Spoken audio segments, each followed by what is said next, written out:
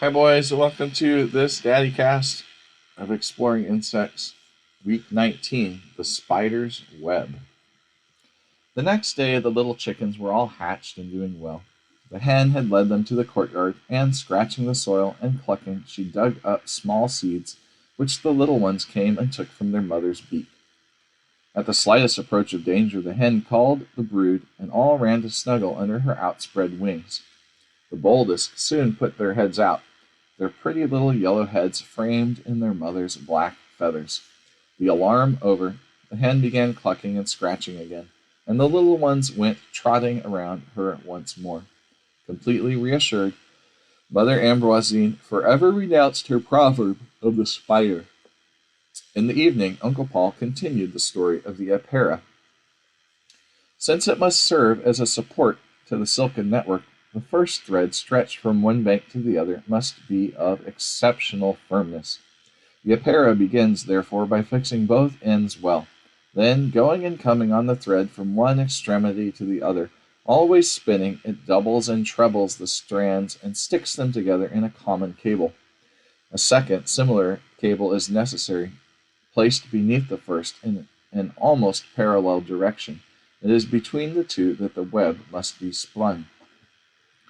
For this purpose, one of the ends of the cable already constructed, the Epeira lets itself fall perpendicularly, hanging by the thread that escapes from its spinneret. It reaches a lower branch, fastens the thread firmly to it, and ascends to the communicating bridge by the vertical thread it just used for descending. The spider then reaches the other bank, still spinning, but without gluing this new strand of silk to the cable. Arrived at the other side, it lets itself slide onto a branch conveniently placed, and there fastens the end of the thread that has spun on the way from one bank to the other. This second chief piece of the framework becomes a cable by the addition of new threads. Finally, the two parallel cables are made firm at each end by diverse threads starting from it in every direction and attaching themselves to the branches. Other threads go out from this point and that, from one cable to the other, leaving between them in the middle of the construction a large open space, almost circular, destined for the net. Here it has a picture of Epeira moving with drag line and anchorage. Thus far, the Epeira has only constructed the framework of its building, a rough but solid framework. Now begins the work of fine precision. The net must be spun. Across the open circular space that the diverse threads of the framework leave between them, a first thread is stretched. The Epeira stations itself right in the middle of this thread, central point of the web to be constructed.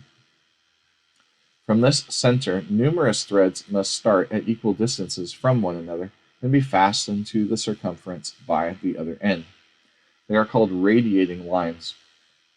Accordingly, the Epeira glues a thread to the center and, ascending by the transverse thread already stretched, fixes the end of the line to the circumference. That done, it returns to the center by the line that it has just stretched. There it glues a second thread and immediately regains the circumference, where it fastens the end of the second line a short distance from the first one. Going thus alternately from the center to the circumference and from the circumference to the center, by way of the last thread just stretched, the spider fills the circular space with radiating lines, so regularly spaced that you would say they were traced with rule and compass by expert hands.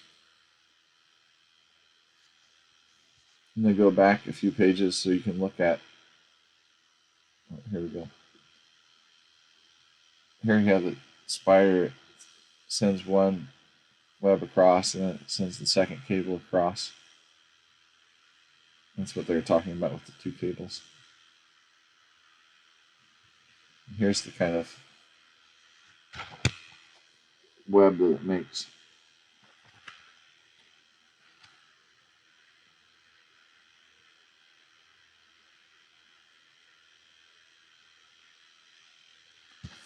All right, let's see if I can remember where I left off. When the radiating lines are finished, the most delicate work of all is still left to the spider. Each of these lines must be bound by a thread that, starting at the circumference, twists and turns in a spiral line around the center where it terminates. The apera starts from the top of the web and, unwinding its thread, stretches it from one radiating line to another, keeping always at an equal distance from the outside thread. By thus circling about always at the same distance from the preceding thread, the spider ends at the center of the radiating lines. The network is then finished. Now there must be arranged a little ambuscade, or ambush, from which the apera can survey its web, a resting room where it finds shelter from the coolness of the night and the heat of the day. In a little bunch of leaves close together, the spider builds itself a silk den, a sort of funnel of close texture. That is its usual abiding place. If the weather is favorable and the passage of game abundant, morning and evening especially, the apera leaves its den and posts itself motionless in the center of the web to watch events more closely and run to the game quickly enough to prevent its escape. The spider is at its post in the middle of the network, its 8 legs spread out wide. It does not move, pretends to be dead. No hunter on the watch would have such patience. Let us copy its example and await the coming of the game. The children were disappointed. At the moment when the story became the most interesting, Uncle Paul broke off his narrative. "The apera has interested me very much, Uncle," said Jules. "The bridge over the stream, the cobweb with its regular radiating lines, and the threads that twist and turn, getting nearer and nearer to the center, the room for ambush and rest, all that is very astonishing in a creature that does these wonderful things without having to learn how. Catching the game ought to be still more curious." "Very curious indeed. Therefore, instead of telling you about the hunt, I prefer to show it to you. Yesterday, in crossing the field, I saw an apera constructing its web between 2 trees on the little stream where such fine crayfish are caught. Let us get up early in the morning and go and see the chase."